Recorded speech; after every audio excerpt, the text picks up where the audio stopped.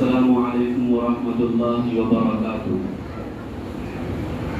الحمد للہ علی نعمته الشاملة وآلائه الكاملة محمد المصطفى وعلى آله المجتبى وأصحابه البررة، أما بعد، قال الله عز وجل في كلامه العزيز: أعوذ بالله من الشيطان الرجيم، بسم الله الرحمن الرحيم، قد أفلح من تزكى وذكر اسم ربه فصلى، صدق الله العظيم۔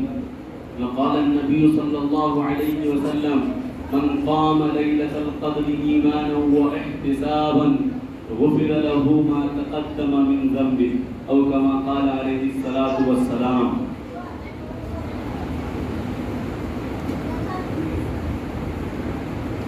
گرامی قدر سامعین، بزرگوں، نوجوانوں اور عزیز بچوں، رمضان المبارک کا آخر عشرہ چل رہا ہے اور آج 27 روزہ ہے۔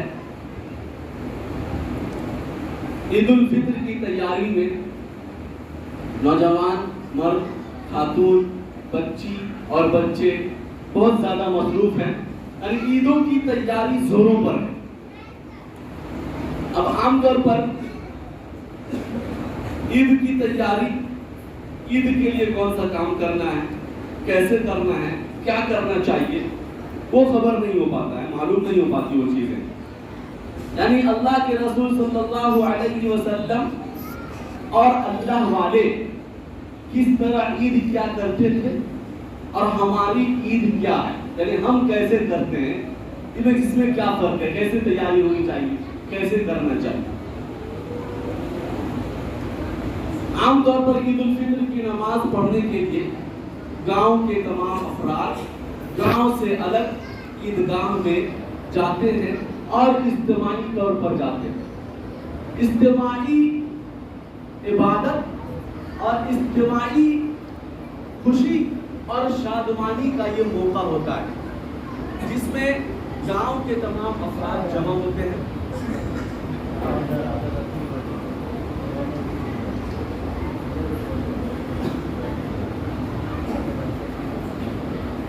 تو اجتماعی طور پر امت مسلمہ کے تمام افراد عیدگاہ جاتے ہیں۔ یہ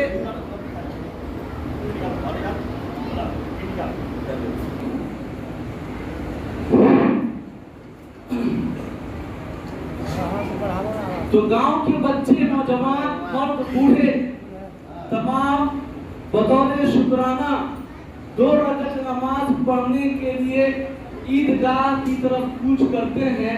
عید الفطر کی نماز مسجد میں نہیں پڑھتے۔ اس کی وجہ یہ ہے کہ عید الفطر کی نماز عیدگاہ میں جا کر کے پڑھنا مسنون ہے۔ یہ اجتماعی خوشی کا اظہار ہوتا ہے، اجتماعی عبادت کا اظہار ہوتا ہے۔ لیکن جیسے جیسے زمانہ گزرتا گیا، آپ صلی اللہ علیہ وسلم کا اور نور نبوت کا وقت جیسے جیسے دور ہوتا گیا تو رسمی عید ہم لوگ منانے لگے، عید کی اصل روح اور حقیقت سے محروم ہو گئے۔ جیسے ہی اللہ کے رسول صلی اللہ علیہ وسلم اور صحابہ کرام رمضان المبارک کا مہینہ مکمل کرتے تو شروع میں یہ اعلان ہوتا ہے، انسان اپنی خواہش نفس کو اتنا آگے رکھتا ہے کہ دینی امور کی اصل روح کو ختم کر دیتا ہے۔ رمضان المبارک میں اللہ کے رسول کا اعلان ہوا کہ روزہ فرض ہے، اللہ کا اعلان ہوا کہ روزہ فرض ہے۔ خواہش نفس کو ترک کر کے، چھوڑ کر کے، ہم نے صبح طلوع سے لے کر غروب آفتاب تک اس پیٹ کو خواہش نفس سے دور رکھا اور روزہ رکھا۔ یہ اللہ کا حکم تھا، اس کی بجا آوری ہوئی۔ ٹھیک ویسے ہی جیسے رمضان المبارک کا مہینہ ختم ہوتا ہے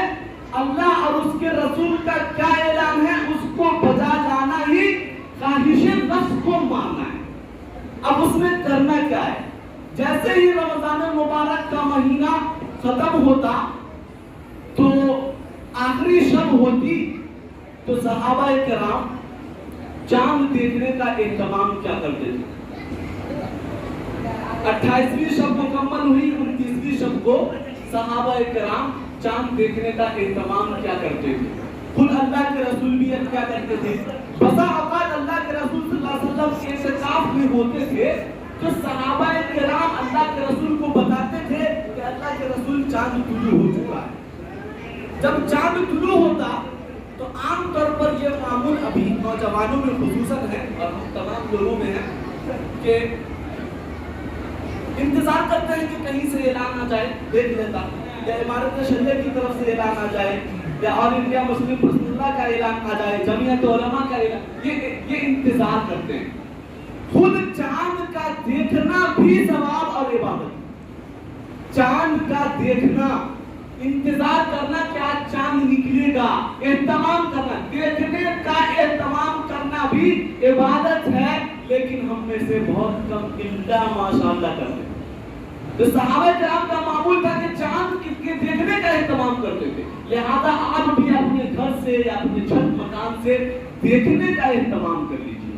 اور جب دیکھیے تو اللہ کے رسول صلی اللہ علیہ وسلم دعا پڑھتے تھے، صحابہ کرام دعا پڑھتے تھے. اللہم اہلہ علینا، اللہم اہلہ علینا بالامن والایمان والسلامت والاسلام ربی و ربک اللہ. اے اللہ ہمارے لیے اس چاند کو سلامتی، ایمان کا ذریعہ بنا، اور میرا اور تیرا رب، یعنی چاند کے بارے میں کہا جا رہا ہے کہ میرا چاند بھی اللہ کی مخلوق ہے، ہم بھی اللہ کی مخلوق ہے، میرا اور تمہارا رب اللہ ہے.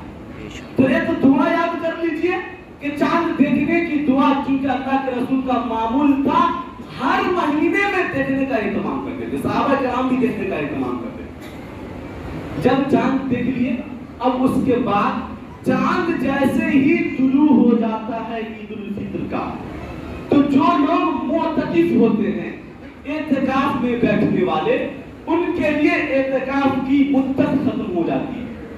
اب وہ طلوع آفتاب کے بعد، طلوع چاند کے بعد، غروب آفتاب، چاند کے غروب ہونے کے بعد مغرب کی نماز پڑھ کے اب وہ چاہیں تو اپنا سامان لے کر کے گھر جا سکتے ہیں. لیکن اللہ کے رسول کا معمول کیا تھا؟ حدیث میں آتا ہے کہ لیلۃ الترویہ، یعنی ذی الحجہ کی 8ویں رات، 9ویں رات اور 10ویں رات، جس کو لیلۃ الترویہ کہتے ہیں، لیلۃ النحر کہتے ہیں، اور اس کے بعد شب برات، اور اس کے بعد یہ چاند والی رات، یہ چاند والی، اس رات کو بولتے ہیں لیلۃ الجائزہ. جیسے ہی غروب آفتاب ہوتا ہے، اس رات کا نام اللہ کے نزدیک لیلۃ الجائزہ لکھ دیا جاتا ہے. لیلۃ الجائزہ عربی لفظ ہے، اس کا معنی ہے انعام کی رات. تو یہ جو چند راتیں بتایا، 8ویں ذی الحجہ، رات کو عبادت کرتا ہے، ریاضت کرتا ہے، جاگتا ہے، تو اس کے لیے جنت واجب ہو جاتی ہے. یہ اللہ کے رسول کا فرمان ہے. معتکف کیا کرتے ہیں یا روزے دار کیا کرتے ہیں عام طور پر کہ جیسے ہی غروب آفتاب ہوا، مغرب کی نماز ادا کی، گھر رخصت ہو گئے. تو جو اصل رات، جو ہدیے کی رات ہے، یعنی جو اللہ کی طرف سے انعام والی رات ہے، اس رات سے عام طور پر محروم ہو جاتے ہیں. آپ جا کر کے گھر ملاقات کر سکتے ہیں، سامان لے جا سکتے ہیں، جائیے، لیکن آپ اس لیلۃ الجائزہ یعنی انعام والی رات کو ترک مت کیجیے. یعنی یہ 10 دن جو آپ اعتکاف میں بیٹھے ہیں، اس کا بدلہ اللہ تعالیٰ آپ کو دے گا. جو آپ مانگیں گے وہ چیز اللہ ہو سکتا ہے نواز دے، یا اس کے بدلے میں اللہ تعالیٰ کوئی اچھی چیز آپ کو دے دے. کیا ہوتا ہے کہ اللہ تعالیٰ بہت سی مصیبتوں سے، پریشانیوں سے، حادثات سے اس دعا کے صدقے گزر میں بچاتا ہے، محفوظ کرتا ہے. تو لیلۃ الجائزہ میں چاہیے معتکفین کو، خود روزے دار کو، کہ اس رات میں اللہ تعالیٰ سے مانگیے، اللہ تعالیٰ سے دعا کیجیے، چونکہ یہ پوری رات، پورے رمضان کی آخر رات ہوتی ہے. اس رات میں دعا کا اہتمام کرنا چاہیے. عبادت و ریاضت ہے. یا اللہ کے رسول صلی اللہ علیہ وسلم کیا کرتے ہیں؟ اس کے بعد فجر کی نماز کے لیے بیدار ہوتے ہیں، فجر کی نماز ادا کرتے ہیں. اس کے بعد عید الفطر کی تیاری کے لیے اللہ کے رسول صلی اللہ علیہ وسلم خاص غسل کیا کرتے تھے، یعنی نہاتے تھے. نہانے کے بعد معمول تھا آپ صلی اللہ علیہ وسلم کنگھا کرتے تھے، اس کے بعد عطر لگاتے تھے، سرما لگاتے تھے، اور اس کے بعد آپ صلی اللہ علیہ وسلم کے بعد جو تمام کپڑوں میں سب سے افضل ہوتا اس کپڑے کو پہنتے تھے. اس میں ایک بات خیال ہے کہ جس کے پاس نیا کپڑا نہ ہو وہ کیا کرے، تو جتنے کپڑے اس کے پاس موجود ہیں ان تمام کپڑوں میں جو سب سے افضل ہے اس کپڑا کو پہنے. لیکن اگر استطاعت نہیں ہے تو ضروری نہیں ہے کہ اس عید الفطر کے لیے نیا کپڑا خریدنے کو لازم نہ سمجھے. اللہ نے دیا تو خریدے، بہتر ہے. اگر لیکن اس کو ضروری نہ سمجھا جائے، بہتر اللہ کے رسول کے پاس جو کپڑا سب سے افضل ہوتا اس کپڑے کو وہ پہنتے ہیں. اس کے بعد عید الفطر کی نماز کے لیے چلے جاتے ہیں. اس دن جو ہے اللہ تعالی راستے میں فرشتے کو اکرام کے لیے بھیجتے ہیں ہر اس مصلی کے لیے جو عید الفطر کی نماز کے لیے عیدگاہ جاتے ہیں. فرشتہ ایک ایسی مخلوق ہے جس کو ہم نہیں دیکھ سکتے لیکن وہ ہم کو دیکھتی ہے. تو ہر اس روزے دار اور ہر اس معتکفی، ہر اس عبادت اور ریاضت کرنے والے کو جو رمضان المبارک میں قیمتی وقت گزارا گناہوں سے بچے، تو جو فرشتے راستے میں کھڑے ہوتے ہیں اس کا اکرام کرتے ہیں اور اس کو خوشی کا مدعا سناتے ہیں کہ تم بطور شکر جا کر کے 2 رکعت نماز پڑھو. یہ اللہ کے رسول کا معمول تھا. اللہ کے رسول صلی اللہ علیہ وسلم عید الفطر کے دن ایک راستے سے جاتے تھے اور دوسرے راستے سے آتے تھے. یہ اہتمام تھا. عام طور پہ ہم یہ کرتے ہیں جس راستے سے جاتے ہیں اسی راستے سے آتے ہیں. نہیں، اللہ کے رسول نے جو کیا ہے اصل عید الفطر کی حقیقی روح وہی ہے. اچھا، اس سے پہلے ایک پوائنٹ رہ گیا. جانے سے پہلے جس طرح پورے رمضان میں ہم صبح صادق کے بعد کچھ نہیں کھاتے تھے، خواہش نفس کو مار کر کے اللہ کے احکام کو بچا جاتے تھے اور کچھ نہیں کھاتے تھے، دوسرے دن اللہ کا حکم ہوتا ہے عید الفطر کی صبح میں کہ اب تم روزے سے نہیں ہو، اب تمہیں کھا کر کے پوچھا. اللہ کے رسول کا معمول تھا کہ عید الفطر کی صبح جب عیدگاہ جاتے تھے عید الفطر کی نماز پڑھنے کے لیے تو 3 کھجور کھاتے، 3 کھجور، 5 کھجور، 7 کھجور. لہذا آپ تمام حضرات بھی جب عید الفطر کی نماز پڑھنے کے لیے جائیے تو اللہ کے رسول کے عید الفطر کا جو طریقہ تھا وہ آپ کھجور کھا کر کے جائیں. کوئی میٹھی چیز کھجور چیز اگر نہ ہو سکے تو کوئی میٹھی چیز کھا کر کے جائیے، کیونکہ اللہ کے رسول کے حکم کو بتانا. اللہ کا حکم تھا کہ روزہ رکھنا ہے، رمضان میں بھوک پیاس رہنا ہے، اب کھانے کا حکم ہے تو کھانا. یعنی خواہش نفس جو ہے اس کو مارنا اور دبانا کچلنا، یہ اصل عبادت ہے. اب عیدگاہ چلے جاتے تھے، اس کے بعد عیدگاہ میں خطبہ دیتے تھے، نماز پڑھتے. عام طور پر میں دیکھ رہا ہوں یہاں جب حافظ صاحب خطبہ پڑھتے رہتے ہیں تو خطبہ دینا جمعہ کے دن بھی مسنون ہے. یہاں پہ جو خطبہ دیتا ہوں ابھی نے جمعہ کے دن بھی خطبہ دینا مسنون ہے اور عید الفطر کے دن بھی خطبہ دینا مسنون ہے، لیکن سننا واجب ہے، غور سے سننا واجب ہے. اس درمیان میں جمعہ کے دن بھی نوجوان بات کرتے ہیں کچھ، اور عید الفطر کے دن اور عید الاضحیٰ کے دن بھی بات کرتے ہیں، اور بات ہی نہیں کرتے. اس سے ایک غلط کام یہ کرتے ہیں کہ پیسہ کی وصولی کرتے ہیں. کیا کرتے ہیں؟ پیسہ کی وصولی کرتے ہیں. لہذا پیسہ وصول کرنے والے کو چاہیے کہ وہ خطبہ سے پہلے پیسہ وصول کر لے یا خطبہ کے بعد پیسہ وصول کر لے، اس کے بعد دعا کرے. یہ درمیان میں جب خطبہ ہوتا رہتا ہے جسے سننا واجب ہے، اس درمیان میں ہم جب سے پیسہ نکالتے ہیں کہ 10 روپیہ نکالے یا 20 روپیہ نکالے، چینجنگ کرتے رہتے ہیں. یہ غلط کرتے ہیں. سننا واجب ہے، اس کا اہتمام کریں.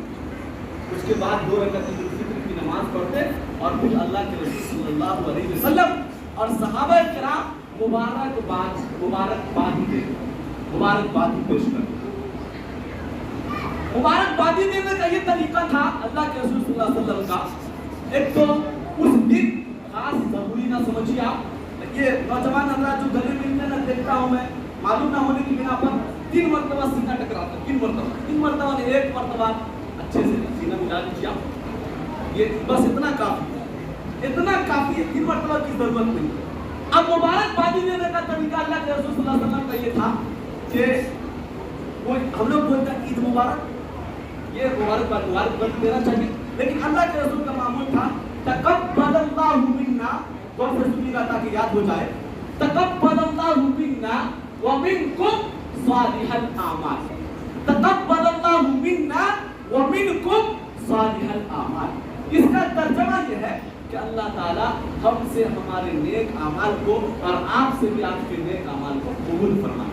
नेक अमाल हम करता है तो ये ईद के मुबारकबादी देने का तरीका है। लेकिन अगर कोई ये नहीं दे पा रहा है, कोशिश नहीं करे, तो ईद मुबारक कहने में भी कोई मसाइला नहीं है, कोई हर्ज नहीं। अब जब वापस आते थे, अच्छा उस तकबीर के दरमियान अल्लाह के रसूल सल्लल्लाहु अलैहि वसल्लम जो है ये सदक़तुल फित्र पे भी बात करते थे, सदक़तुल फित्र पे। तो सदक़तुल फित्र के मुताबिक तो हमारी बात हो ही गई, लेकिन फिर भी मैं याद दिला देता हूँ, क्योंकि इस मजलिस में बहुत से लोग अभी बैठे होंगे जिन्होंने सदक़तुल फित्र अभी भी अदा नहीं किया होगा।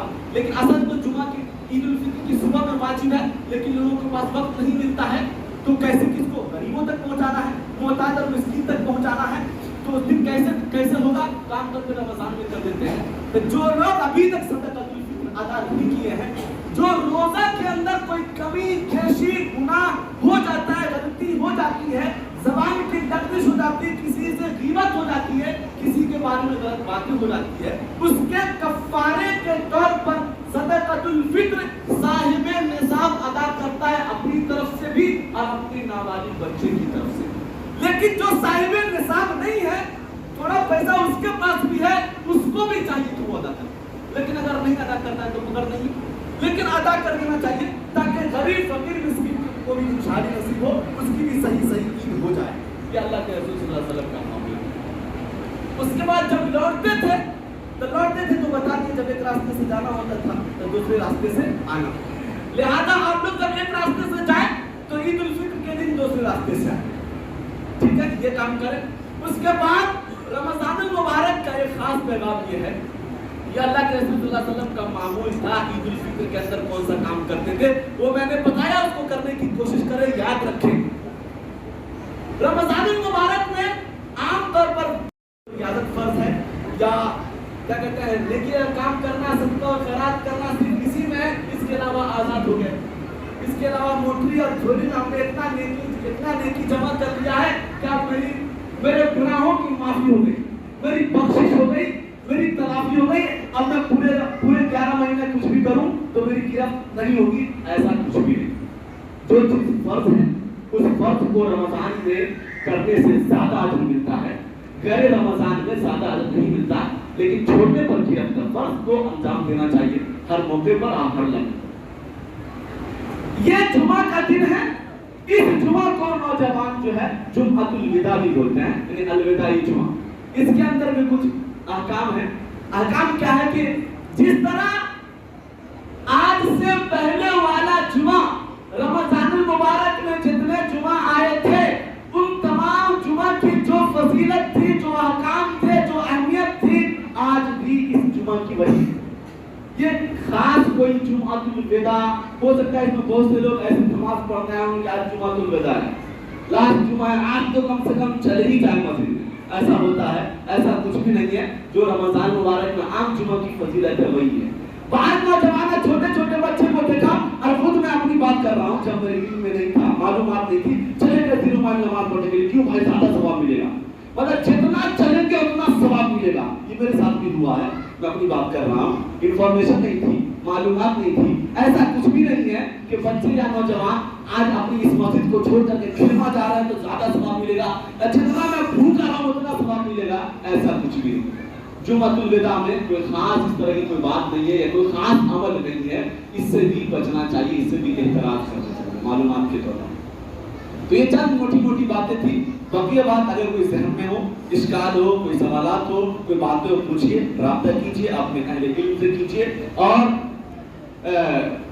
कुरान قرآن نماز تلاوت کا اہتمام کیا کیجیے. اللہ تبارک و تعالی ہم تمام لوگوں کے روزے کو، عبادت کو، ذکر و اذکار کو، تلاوت کو اور معتکفین حضرات کے اعتکاف کو قبول و مقبول فرمائے.